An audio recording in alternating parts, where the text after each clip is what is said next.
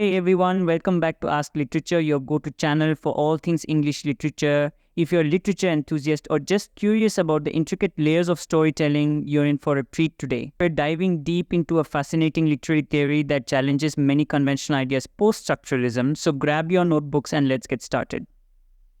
Post-structuralism emerged in the mid-20th century as a reaction to structuralism, which emphasized fixed meanings and structures within texts. Structuralism sought to uncover the underlying systems that govern language and literature. Post-structuralism takes a different approach, emphasizing the fluidity of meaning and the instability of language. Thinkers like Jacques Derrida, Roland Barthes, and Michel Foucault played pivotal roles in shaping post-structuralist thought, and their ideas have had a profound impact on literature and beyond.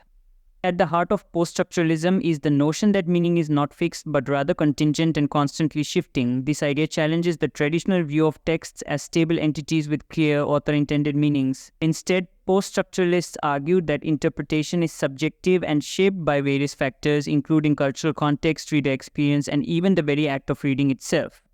This brings us to the famous phrase, the reader is the text, highlighting the active role readers play in constructing meaning. Let's explore this concept further by looking at one of the most influential texts in post-structuralism, Roland Barthes' essay The Death of the Author. In this groundbreaking work, Barthes argues that an author's intentions and biography should not dictate the interpretation of a text. Once a work is published, it becomes independent of its creator and meaning is open to multiple interpretations. Barthes famously stated, "The birth of the reader must be at the cost of the death of the author." This shift empowers readers to engage with literature on their terms, bringing their unique perspectives and experiences into the interpretative process. Imagine reading a novel like The Great Gatsby. A traditional reading might focus on F. Scott Fitzgerald's life and the historical context of the Jazz Age to understand the story. However, a post-structuralist approach would encourage you to explore various interpretations, perhaps viewing Gatsby as a symbol of the American dream or examining the narrative's unreliable elements. The beauty of post-structuralism is that it invites you to question established meanings and consider how your interpretation can differ from someone else's, shaped by your own experiences and biases. Another significant aspect of post-structuralism is the concept of intertextuality introduced by Julia Kristeva. This idea posits that no text exists in isolation. Instead, all texts are interconnected and influence one another. When you read a novel, you're not just engaging with that single work, but also with a web of references and influences from other texts, genres, and cultural contexts. For instance, if you're reading a contemporary retelling of a classic like Pride and Prejudice, you might notice how it interacts with the original text, playing with its themes and characters while adding new layers of meaning. This interconnectedness enriches our understanding of literature and allows us to see how narratives evolve over time. Post-structuralism also emphasizes the idea of deconstruction, a term popularized by Jacques Derrida. Deconstruction involves unpacking the layers of meaning within a text and revealing contradictions and ambiguities. It challenges the idea that language can accurately represent reality, arguing instead that words are inherently unstable and can be interpreted in multiple ways. For example, when analyzing a poem, a post-structuralist would look for moments of ambiguity, irony, or contradiction, uncovering how these elements complicate the text's apparent meaning. Now, you might be wondering how post-structuralism applies to literature beyond theory. Let's consider a few contemporary novels that embody post-structuralist ideas. For instance, in Beloved by Toni Morrison, the narrative plays with time, perspective, and memory. And the story is told through a fragmented structure, reflecting the complexities of trauma and the past.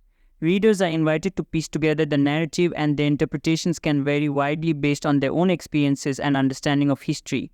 Another great example is House of Leaves by Mark Danielewski, a novel that challenges traditional narrative forms. The book features multiple layers of storytelling, footnotes, and unconventional formatting, creating a rich reading experience that requires active engagement. As you navigate the text, you realize that meaning is not straightforward. Instead, it's constructed through your interaction with the text and its various layers. Post-structuralism opens up exciting avenues for interpretation. It's not without its challenges. Some critics argue that the emphasis on fluid meaning can lead to a sense of relativism, where any interpretation is valid, potentially undermining the author's intentions or the text's historical context. Others contend that this approach can make literary analysis feel overwhelming, as it invites readers to confront the complexity and ambiguity inherent in language. However, these challenges also present opportunities for deeper engagement with literature. By embracing the post-structuralist perspective, we can develop a richer understanding of texts, acknowledging that meaning is multifaceted and shaped by a myriad of factors. This awareness encourages us to be more critical readers, willing to question assumptions and explore new interpretations.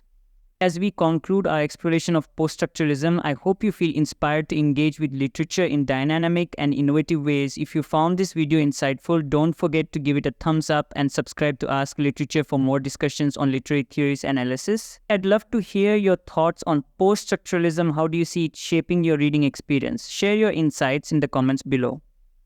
And thank you for joining me today. Until next time, keep reading, keep questioning, and continue your journey through the captivating world of literature.